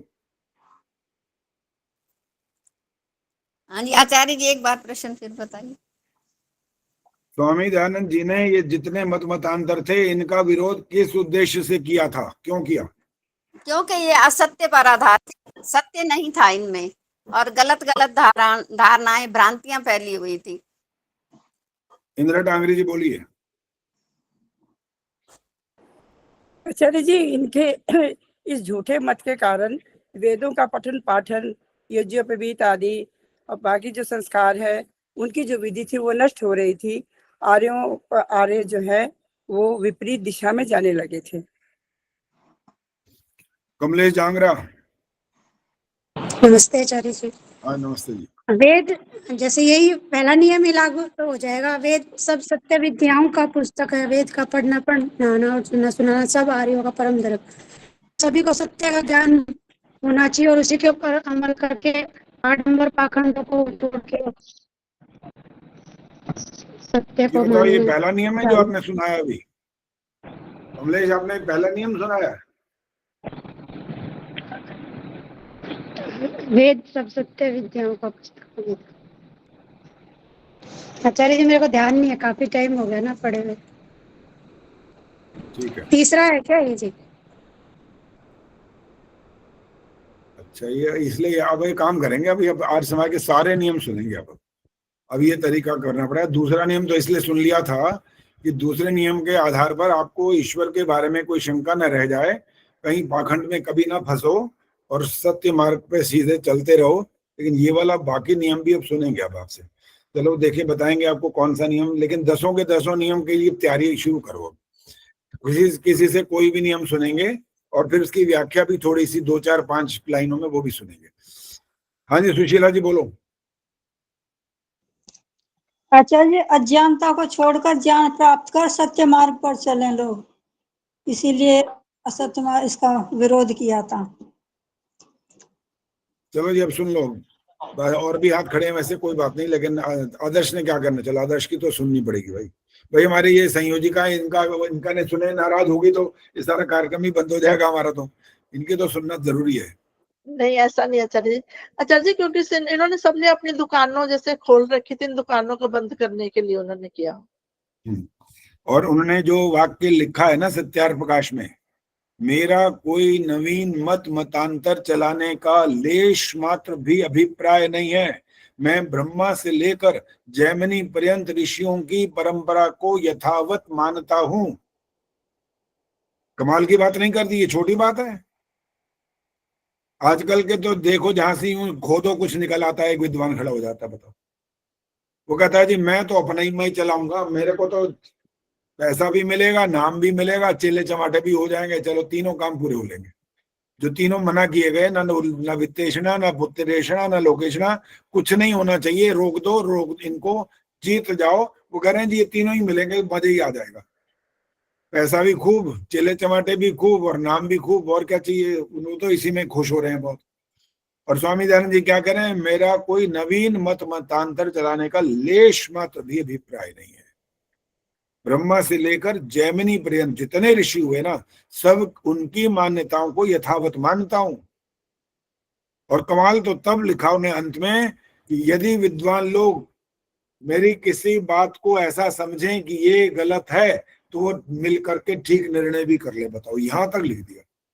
जबकि ऋषि गलत नहीं होता, मनुष्य गलत होते हैं, विद्वान गलत हो सकते हैं। मैंने बहुत सारे विद्वानों को सुना हुआ है भाई, पूरे भारत में घुमाऊं, विदेश में भी बहुत घुमाऊं, बहुत सुना लोगों को, 4-4 घंटे स्टेज पर बैठ करके अपना कार्यक्रम भी 1 घंटे का प्रस्तुत किया, और औरों के भी सुने। कई विद्वान सुनते थे, शास्त्रार्थ महारथियों को भी सुना है मैंने, ओम प्रकाश शास्त्री खतौली वाले, और भी मुझे तो नाम भी नहीं याद आ रहे, बेचारे यहाँ पर अपना पूरा बिस्तर उठा करके चलते थे। हाँ, शांति प्रकाश जी उनका नाम था, याद आ गया, पंडित शांति प्रकाश आचार्य हाँ, जी, शांति प्रकाश वो जी, हाँ जी, चाचा जी थे, मेरे चाचा जी थे वो। अच्छा, तो और भी हैं, मतलब पूरे याद नहीं अब कौन कौन से नाम थे। बकायदा उनसे मिले, उनको देखा, उनको सुना, और उनसे प्रश्न उत्तर की, बहुत कुछ काम किया जितना संभव हो सका। तो हमारी जो वैदिक जो बात है ना, वो इससे बढ़कर के आगे नहीं हो सकती है। वैदिक बात का प्रमाण कौन देगा? केवल ऋषि, और कोई नहीं दे सकता। और कोई देगा तो गड़बड़ हो जाएगी, और कोई देगा तो वो अपने हिसाब से, अपनी भाषा का अपना हिसाब से कह देगा कि इसका ये अर्थ है, इसका ये मतलब है। ऐसे तो हमारे वेदों के जो भाष्य करने वाले थे, तो हिंदुस्तान के भी और लोग थे और विदेशों के भी थे, उन्होंने भी बड़े भाष्य किए इनके। वे संस्कृत वो भी जानते थे, लेकिन उन्होंने क्या सोचा कि लौकिक संस्कृत से ही हमारे अर्थ ठीक हो जाएंगे। वो अर्थ ठीक नहीं हुए इसीलिए। इसीलिए तो वेदों को, ऐसे वेदों को मैं नहीं मानता। पता नहीं क्या नाम था उनका, मुझे भूल गया उनका नाम, पहले तो याद था, इस समय ध्यान से। हाँ बोलो, उर्मिल जी क्या नाम है बताए? उर्मिल भट्ट, क्या योग क्या था, भट्ट था कोई। माइक ऑन करके बोला करो, भूल जाते हो माइक के लिए। हाँ जी आचार्य जी, महात्मा बुद्ध ने कहा था। महात्मा बुद्ध ने कहा था? आचार्य जी मुझे याद आ रहा है, कुमारिल भट्ट नहीं था? हाँ, कुमारिल भट्ट, मैं वही कह रहा हूँ, कोई भट्ट था मुझे लग रहा है। कुमारिल भट्ट ने कहा था। कुमारिल भट्ट ने वेद का प्रचार नहीं किया। चलो, हो सकता है कहीं, हो सकता है थोड़ा कंफ्यूजन चल रहा है, इसलिए मुझे पूरी तरह याद नहीं है। महात्मा बुद्ध ने कहा था जी। ठीक है। जब उनको पशुवध के लिए रोका, ये चर्चा हुई थी, तो जब उन्होंने कहा कि उसमें ऐसा लिखा है, ये यज्ञ अश्वमेध यज्ञ, वो कहते हैं अच्छा उनमें पशुओं को मारने की प्रथा लिखी है वेद में, तो मैं ऐसे वेद को नहीं मानता। ठीक है, मैं ऐसे वेदों को नहीं लोग कहते हैं कि अगर उस समय महात्मा बुद्ध के आगे सही ढंग से वेदों का भावार्थ हुआ होता तो शायद वो भी वैदिक मत स्वीकार कर लेते। वही बात है, सम्राट अशोक इसीलिए बौद्ध मत के अनुयायी हो गया कि उनको वास्तविक स्थिति का पता नहीं लगा असली में। नहीं तो उस समय बहुत आर्यवर्त बन जाता वास्तव में, बिल्कुल बहुत प्रचार हो जाता आर्य समाज का, अच्छी प्रकार से वेदों का ठीक से प्रचार हो जाता।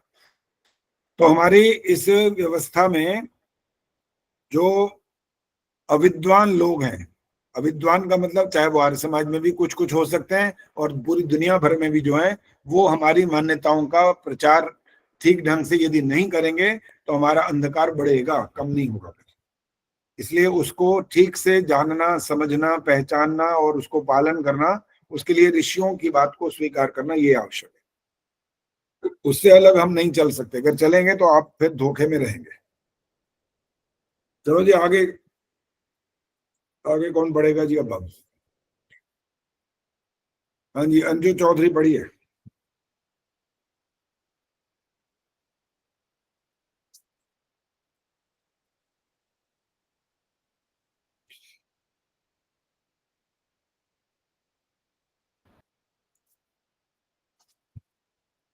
कहाँ गई अंजू चौधरी? माइक नहीं खोला अंजू दीदी? हाँ, माइक नहीं खोला होगा ना, का आवाज तो नहीं आई अभी तक। आचार्य जी मैंने एक प्रश्न भी करना है इसके पढ़ने के बाद। अच्छा, पहले पढ़ो जरा, फिर कर लेना।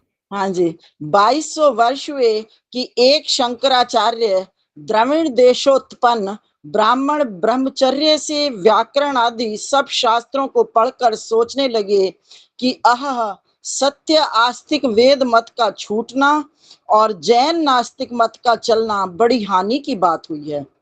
इनको किसी प्रकार हटाना चाहिए। शंकराचार्य शास्त्र तो पढ़े ही थे, परंतु जैन मत की पुस्तक पढ़े थे और उनकी युक्ति भी बहुत प्रबल थी। उन्होंने विचारा कि इनको किस प्रकार हटाएं। निश्चय हुआ कि उपदेश और शास्त्रार्थ करने से ये लोग हटेंगे। ऐसा विचार कर उज्जैन नगरी में आए। वहां उस समय सुधनवा राजा था, जो जैनियों के ग्रंथ और कुछ संस्कृत भी पढ़ा था। वहां जाकर वेद का उपदेश करने लगे और राजा से मिलकर कहा कि आप संस्कृत और जैनियों के भी ग्रंथों को पढ़े हो और जैन मत को मानते हो, इसलिए आपको मैं कहता हूं कि जैनियों के पंडितों के साथ मेरा शास्त्रार्थ कराइए। इस प्रतिज्ञा पर जो हारे सो जीतने वाले का मत स्वीकार कर ले और आप भी जीतने वाले का मत स्वीकार कीजिएगा। यद्यपि सुधनवा जैन मत में थे, तथापि संस्कृत ग्रंथ पढ़ने से उनकी बुद्धि में कुछ विद्या का प्रकाश था। इससे उनके मन में अत्यंत पशुता नहीं छाई थी, क्योंकि जो विद्वान होता है वह सत्यासत्य की परीक्षा करके सत्य का ग्रहण और असत्य को छोड़ देता है। जब तक सुधनवा राजा को बड़ा विद्वान उपदेशक नहीं मिला था, तब तक संदेह में थे कि इनमें कौन सा सत्य और कौन सा असत्य है। जब शंकराचार्य को की यह बात सुनी और बड़ी प्रसन्नता के साथ बोले कि हम शास्त्रार्थ करा के सत्यासत्य का निर्णय अवश्य कराएंगे, जैनियों के पंडितों को दूर दूर से बुलाकर सभा कराई। उसमें शंकराचार्य का वेद मत और जैनियों का वेद विरुद्ध मत था, अर्थात शंकराचार्य का पक्ष वेद मत का स्थापन और जैनियों का खंडन और जैनियों का पक्ष अपने मत का स्थापन और वेद का खंडन था। शास्त्रार्थ कई दिन तक हुआ। जैनियों का मत यह था कि सृष्टि का कर्ता अनादि ईश्वर कोई नहीं, यह जगत और जीव अनादि हैं। इन दोनों की उत्पत्ति और नाश कभी नहीं होता। इससे विरुद्ध शंकराचार्य का मत था कि अनादि सिद्ध परमात्मा ही जगत का कर्ता है। यह जगत और जीव झूठा है, क्योंकि उस परमेश्वर ने अपनी माया से जगत बनाया, वही धारण और प्रलय करता है, और यह जीव और प्रपंच स्वप्नवत है। परमेश्वर आप ही सब रूप होकर लीला कर रहा है। बस रुक जाइए, बस जी रुक जाइए। हाँ जी, इसी में से कोई बात करनी है या अपने अलग प्रश्न करना है? अलग सा है थोड़ा यज्ञ के बारे में। बोलो बोलो। मेरा प्रश्न ये है कि जो हम ये 5 आहुति देते हैं अयंत इद्मा आत्मा, हाँ। तो इसमें एक द्रविण शब्द भी आता है ना। हम 5 चीजें मांगते हैं, प्रजाम पशुम कीर्तिम द्रविड़म ब्रह्मा वर्चसम। तो इसमें जरा इन शब्दों के थोड़ा सा, आयु का तो चलिए पता है, पशु कीर्ति भी, लेकिन द्रविण का अर्थ बताइए, बता दीजिए प्लीज। और एक उसके ऊपर थोड़ा प्रकाश डाल दीजिए कि इस मंत्र का अयंत इद्मा आत्मा से क्या मतलब है। अयंत इद्मा आत्मा में ये द्रविणम कहाँ से आ गया? इसी में ही तो है आचार्य जी। अयंत इद्मा आत्मा सुनाओ। ओम अयंत इद्मा आत्मा जात वेदस्ते नेध्यस्व वर्धस्व चेद्धवर्धय चास्मान् प्रजया पशुभिर्ब्रह्मा वर्चसे नानाद्येन समेधाय स्वाहा। हाँ, इसमें द्रविण शब्द नहीं आया, पशु भीर ब्रह्मा, वो 5 चीजें वो आई। ठीक है, वैसे मैं द्रविण का पूछना चाह रही हूँ कि वो बताता हूँ, सबर करो, बस हो गया आपका प्रश्न। दूसरा मंत्र बीच में मिला दिया। अरे भाई, बिना पूछे नहीं बोलना होता यहाँ पर। बहुत सारे विदुषियां बैठी हैं, मुझे पता है यहाँ पर, लेकिन बोलने का ढंग तभी होगा जब आप आज्ञा ले लोगे, तब। बिना पूछे नहीं बोल सकते। इन्होंने जिस मंत्र की बात की है ना, वो ये वाला मंत्र नहीं है। वो वाला मंत्र है जो हम हर रोज, वैसे भी मैं भी बोलता हूँ उस मंत्र को, और उसमें आता है आयुः प्राणम प्रजाम पशुम कीर्तिम द्रविणम ब्रह्म मह्यम दत्वा व्रजत ब्रह्म लोकम, ये वाला मंत्र है। हाँ जी, स्तुता मया वर्धवे। हाँ जी, ये वाला मंत्र है। 2 मिक्स हो गए। हाँ, मिक्स हो गए। अब पूछ इसका रहे थे, अयंता महात्मा बोल रहे थे, बस यही फर्क वो हो गया। अयंत महात्मा की व्याख्या सुनना चाह रही थी, इतना थोड़ा सा बस इतना पता है मुझे कि मेरी ये आत्मा जो है वो समिधा के रूप में मैं अर्पित करता हूँ, बस अच्छी तरह नहीं पता, वो सुनना चाह रही थी आपसे। अब आपने ये अयंता महात्मा का सुनना है कि ये द्रविड़म सुनना है, क्या सुनना है? आचार्य जी दोनों बता देंगे तो और भी अच्छा। शाबाश बेटा, यही तो बहुत बढ़िया बात है। एक के साथ एक फ्री है, ये तो वाह कमाल ही कर दिया फिर तो। ये इतना सस्ता सौदा थोड़ी चलेगा, यहाँ एक ये भी लो एक ये भी लो साथ साथ, ऐसे नहीं होता ये। अभी तो उसके लिए थोड़ा परिश्रम करना पड़ता है। आराम से सुनो। आचार्य जी दिवाली पे स्कीम चली हुई है। क्या चली हुई है? अच्छा, स्कीम चली हुई है। हाँ जी, अभी तो एक के साथ दशहरा एक गया, फ्री। अभी तो दशहरे की स्कीम चल रही होगी भाई। नहीं, दिवाली की शुरू हो गई। आचार्य जी करवा चौथ की हो गई। फेस्टिवल सीजन है, फेस्टिवल डिस्काउंट। वैसे तो हिंदुस्तान का कोई सानी नहीं है कहीं भी। एक खत्म होता है दूसरा तैयार हो जाता है, दूसरा जाता है तीसरा, ये रोज त्योहार ही त्योहार होते हैं। और वैसे वो तो औरतों के लिए, इस आपके लिए तो वैसे ही प्रसिद्ध है कि व्रत करती हैं, व्रत। और भाई एक ने कह दिया था, भाई ओ भाइयों अपने बच्चों को बचा लो, हटा लो यहाँ से, मेरी माँ ने व्रत रखा हुआ है आज। ये व्रत रखा तो बच्चों को क्यों हटा लें? उन्होंने कहा वो बच्चे ना खा जाए। अच्छा ऐसी क्या बात है? उन्होंने कहा कल मैंने इतनी मिठाई, मेरे दूसरे भाई ने फल, एक ने मेवे, एक ने पता नहीं पूरी कचौरी, सब खा गई वो। तो अब तो लगता है बाकी बच्चों को खाना ही बाकी बचा है। तो ये व्रत ऐसे व्रत थोड़ी होते हैं भाई। व्रत तो असल में व्रत शब्द है, व्रत संकल्प करना, प्रतिज्ञा करना, वो वाला होता है। तो चलो, अग्ने व्रत पते व्रतम चरिष्यामि तच्छकेयम तन्मे राध्यताम इदम अहम अनृतात् सत्यम उपायमि। ये बहुत सारी हमारे वेदों की बातें बहुत बहुत ऊंची है भाई। वहां पर कोई छल कपट नहीं है, कोई ऐसा नहीं है, दिखावा नहीं है, कोई छुपा हुआ कुछ नहीं है। लेकिन बात सिर्फ यही कि उसका वास्तविक अर्थ जानना चाहिए बस। वास्तविक अर्थ नहीं जाना तो फिर तो वही हो जाएगा कि अर्थ का अनर्थ करो और दुनिया को बेवकूफ बनाते रहो।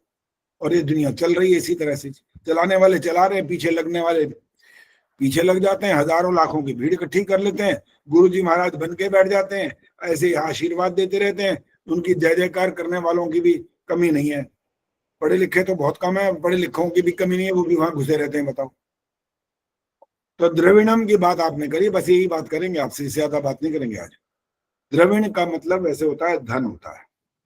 फिर आचार्य जी आप अयंत महात्मा की व्याख्या कर दीजिए। नहीं, अब क्यों करेंगे, अब तो हमने जो बोला उस पे डटेंगे अब तो। चलिए, और क्या, ये थोड़ी कि ये छोड़ो चलो दूसरा बता दो, अब ऐसे नहीं चलेगा। ये संकल्प ही करते हैं। अच्छा, ये इसने बोला था, ये क्या नाम था इनका, वंदना शर्मा ने, हम संकल्प करते हैं। वंदना जी चलो माइक ऑन करो, आपसे बात कर ही लेते हैं जरा। जी आचार्य जी, नमस्ते आचार्य जी। हमारा तो नंबर आता ही कम है। हाँ कोई बात नहीं, ये सामने दिखाई दो तो नंबर जल्दी आएगा ना, ये दिखते ही नहीं है तो कहाँ से नंबर आएगा। चलो अब ये बताओ, आप संकल्प करते हो जैसे आपने बोला, तो कोई अभी ये आ रहा है करवा चौथ आ रहा है, इसके ऊपर भी व्रत करने की तैयारी है? आचार्य जी सिर्फ एक जो परंपरा सी है, देखियो हम ऐसा नहीं करते। हम जो संकल्प लेते हैं कि पति के लिए, पति को उसकी हर तरह से उनकी जो जरूरतें हैं और घर में सुख शांति रहे, उसका संकल्प करते हैं कि उसके लिए हम जितना कर सकें, उसी तरह का संकल्प मेरा हमेशा रहता है। हमेशा कह के तो आपने बात को मेरे को कहने से रोक दिया, वरना मैं तो पकड़ लेता अभी कि एक दिन क्यों करते हो। मैं इसी तरह का व्रत करती हूँ और हमेशा जो है अपने बच्चों के लिए भी, परिवार माता पिता के लिए भी, मैंने जो है पहले अपने घर को ही सर्वप्रथम माना है और उसमें घर में सुख शांति रहे, बच्चों में भी ऐसे ही भावना बनी रहे, उसी का व्रत और संकल्प लेके चलती हूँ। दुनिया तो दो चांद देखती है उस दिन बस, वो भी छलनी से।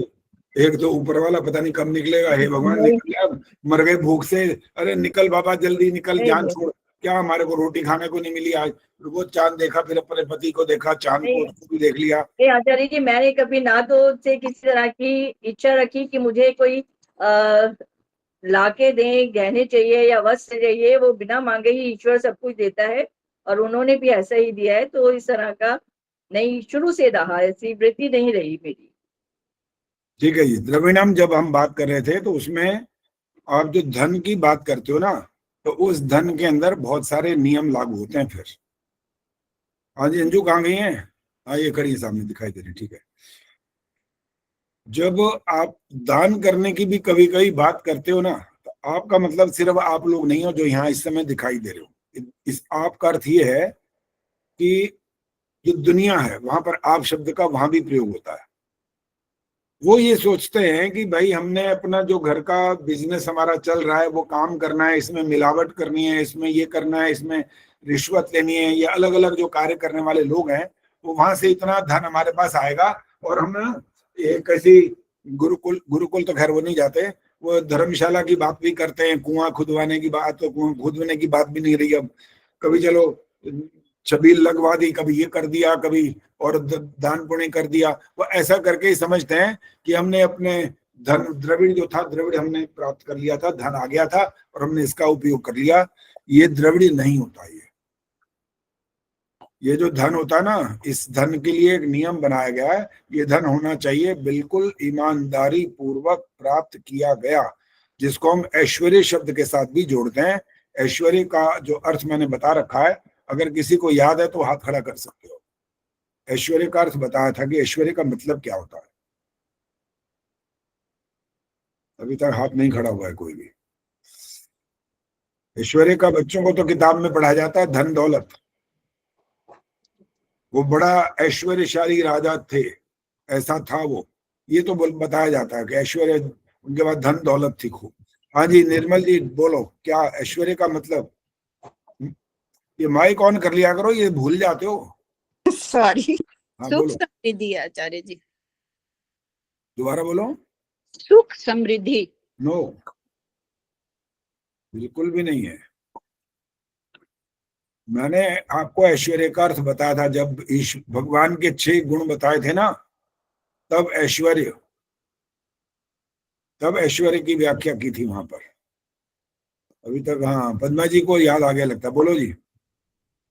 आचार्य जी, धन उस प्रकार से कमाया जाए जो ईश्वर को साक्षी रख के, यानी कि हर, बिल्कुल यही होता है, द्रविड़ भी यही होता है।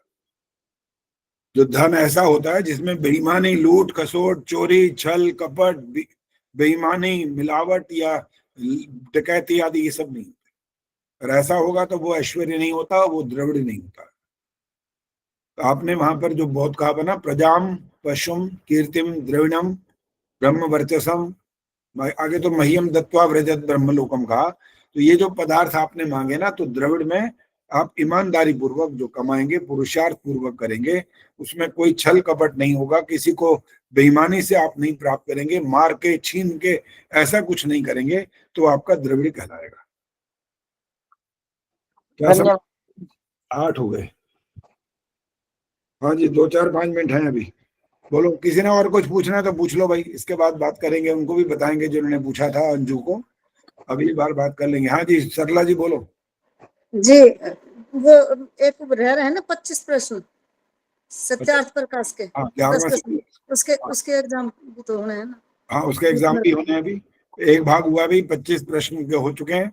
वो 25 प्रश्न भी आप तैयारियां करते हैं, आपको काम बहुत दे रखा है, होमवर्क तो इतने सारे हैं कि आप करते जाओगे, कमी नहीं है उसकी। अच्छा है, वैसे आपने सही याद दिला दिया, सबकी आंखें खोल दी होंगी, वो सोच रहे होंगे ले जान छूट गई, एक ही बार हो गए 25 प्रश्न, आचार्य जी को भूल ही गए। आचार्य जी बार रिकॉर्ड है भाई, अरे आपके पूरे अंक लिखे हुए मेरे पास, कहाँ भूले हम? भूले नहीं है। फिर आपको एक भजन और लिखकर भेजा आजकल में ही, वो भजन भी आपने पढ़ा, पीछे नीचे आपने ऐसे कर दिया, उससे भी पता लग गया कि आपने कहा आचार्य जी बड़ा अच्छा लिखा है। तो कार्य थोड़ी हो रहा है अभी, खूब चलता जा रहा है, आगे चलता ही रहेगा जब तक। ओ महाराज जी, रामधारी जी, माइक ऑन करके क्यों पढ़ रहे हो? अभी तो पहले बात सुन लो, बाद में पढ़ना, अभ्यास बाद में करना। तो आपके जो आगे की परीक्षाएं हैं, भजन वाला भी, ट्रैक वाला वो कार्यक्रम भी होगा, अभी ये वाला भी होगा, श्रुतलेख भी मैं बना रहा हूँ आगे, वो भी होने वाला है। तो बहुत सारी तैयारियां आपको करनी है। आप दिवाली मनाओ, चाहे व्रत रखो, चाहे आप दशहरा के रावण को जला के आ जाओ। पता है कल क्या हुआ है? राम को जलाया गया, बताओ, कमाल कर दी लोगों ने। साउथ के अंदर राम को वो उनकी वो मूर्ति सी बना करके उसको अग्नि में डाल दिया। ऐसे ऐसे लोग हो गए हमारे देश के अंदर। अब राम की क्यों उन्होंने कर दी? राम ने ऐसा क्या अपराध कर दिया था? रावण ने जो किया था वो तो सारी दुनिया जानती है, चला आ रहा है तब से। लेकिन उन्होंने तो राम को भी बकायदा नीचे घास फूस लगा करके इतनी बड़ी बना करके नीचे आग लगा दी। उन्होंने कहा हम इनका अच्छा साउथ में है कहीं। आचार्य जी, साउथ में तो रावण की पूजा भी करते हैं, कह के कि वो बहुत बड़ा पंडित था, मगर ये कभी नहीं सुना कि राम को जला दिया। मेरे पास वीडियो होगा ना तो मैं भेज दूंगा मंत्रोदय पर। तमिलनाडु में हुआ है आचार्य जी। कहीं भी हुआ, जो आपने देख लिया तो ठीक है, वो मैंने देखा तभी आपको बोल रहा हूँ। खैर, ये हमारे देश का दुर्भाग्य है इस प्रकार की बातों का, कि हमारे देश के अंदर इस देश से प्यार करने वाले, इसकी सेवा करने वाले, इसको आगे बढ़ाने वाले लोगों की अब कमी एक प्रकार से कह सकते हैं हो रही है। बहुत सारे इसके विरोध में खड़े होने वाले, उनका नाम लेना तो यहाँ पर उचित नहीं है, राजनीति का हमारा ये क्षेत्र नहीं है, लेकिन बहुत सारे ऐसे लोग पैदा हो गए हैं जो इस देश को दिल को रसातल में ले जाना चाहते हैं। तो इसके लिए पुरुषार्थ करना पड़ेगा, सबको जीवित जागृत रहना पड़ेगा। अगर जागेंगे तो कुछ बचेंगे, सो गए तो फिर वापिस हो जाएंगे पूरी तरह से। हाँ जी नीलिमा जी, कुछ बोलना है? जल्दी बोलो, क्या बोलना है? मैं ही कह रही थी आचार्य जी, ये जो है ऐश्वर्य में सत्य, धर्म, ज्ञान, वैराग्य, ये भी चीजें आती है ना, यश वगैरह, या ये नहीं आएंगी? किसके अंदर? इस ऐश्वर्य के अंदर। नहीं, ऐश्वर्य में सिर्फ वही है जो ईश्वर को साक्षी रख करके, मुख्य बात वही है। आगे तो पूरा जो श्लोक है, ऐश्वर्य से समग्र से धर्मस्य यशसात् श्रेयः, ये जो है ना, ये तो अलग अलग सारे 6 गुण हैं भगवान के। अंत में ज्ञान और वैराग्य आते हैं, वो अलग हैं सारे के सारे। ठीक है। ऐश्वर्य में नहीं समाहित होते। जैसे हम सच्चिदानंद जब बोलते हैं ना, तो मैं पूछता हूँ सत्य चित आनंद जो है, वो कुछ इसका नाम, सत का नाम सत्य बोल देते हैं। सत्य नहीं होता, सत्य चित आनंद है ये, सत है, सत्य नहीं है यहाँ पर। अच्छा, ये सत्य नहीं है? अच्छा, क्या बोला? सत्य नहीं है, सत है मतलब? हाँ, सत है। सत का मतलब पता है यहाँ? नहीं जी। सदा रहने वाला। अच्छा अच्छा, ठीक है। सत्य माने सच बोलना, वो अलग चीज है। हाँ हाँ जी, ठीक समाज के चौथे नियम में सत्य के ग्रहण करने और असत्य के छोड़ने में सर्वदा उद्यत रहना चाहिए। सत्य वहां पर, सत्य और भी जगह, बहुत जगह पर आया हुआ है। सच्चिदानंद शब्द बोल, माइक बंद करो। सच्चिदानंद जब बोलते हैं तो सच्चिद आनंद ये होता है वहां पर, सदा रहने वाला, चेतन और आनंद स्वरूप। ईश्वर की व्याख्या यहाँ से प्रारंभ होती है। रामधारी जी बोलो। आचार्य जी, ये एक श्लोक है इसका संध्या का। ओम चित्रं देवानामुद्गादनिकं चक्षुमित्रस्य वरुणस्य अग्ने आप्राध्यावा पृथ्वी अंतरिक्षं सूर्य आत्मा जगतस्तु सच्चे स्वाहा। ये स्वाहा क्यों आता है, ये पता करना है। जो अशुद्ध बोला है उसका क्या होगा? उसका तो दंड होगा जी। सीधा सीधा ये कहते कि ये स्वाहा क्यों आया इस मंत्र में, तब तो मैं माफ भी कर देता। या पूरा मंत्र सुना दिया तो अब तो फंस गए आप। फिर जब मंत्र तो दंड मिलेगा, ये पक्की बात है। विद्वान आ रहे उनको दे दूंगा जाकर। उत्तर सुन लो, इसके बाद और प्रश्न नहीं होगा, समय हो गया। इस स्वाहा का मतलब क्या होता है? जब आप ओम अमृतोपस्तन्मसि स्वाहा बोलते हो, तब उसका अर्थ पता है? स्वाहा माने क्या होता है? वो स्वाहा का मतलब होता है जी ठीक काम। तो यहाँ पर भी यही है, ठीक काम। तो यहाँ कौन सा करें? आहुति डाल दो। ठीक है जी। बस छोटी सी बात थी, एकदम आराम से प्यार से समझ गए आप 1 मिनट के अंदर अंदर। ठीक है जी। हर जगह स्वाहा का मतलब आहुति डालना नहीं होता है। अग्नि के अंदर आहुति डालना नहीं होता। सुआह, जो हमने कहा, अच्छा कहा, ठीक कहा, सत्य कहा, वेदानुकूल कहा, बहुत सारे इसके अर्थ होते हैं। बस अब शांति पाठ। ओम देव शांतिरंतरिक्षम शांति, पृथिवी शांतिरापः शांतिरोषधयः शांति, वनस्पतयः शांतिर, विश्वे देवाः शांतिर, ब्रह्म शांति, सर्वं शांति, शांतिरेव शांति, सामा शांतिरेधि। ओम शांति शांति शांति। जो बोले सो अभय। वैदिक धर्म की जय हो। जगत गुरु महर्षि दयानंद की जय हो। माता की जय हो। आर्य समाज अमर रहे। वेद की ज्योति जलती रहे। ओम का झंडा ऊंचा रहे। ऊंचा रहे। वैदिक ध्वनि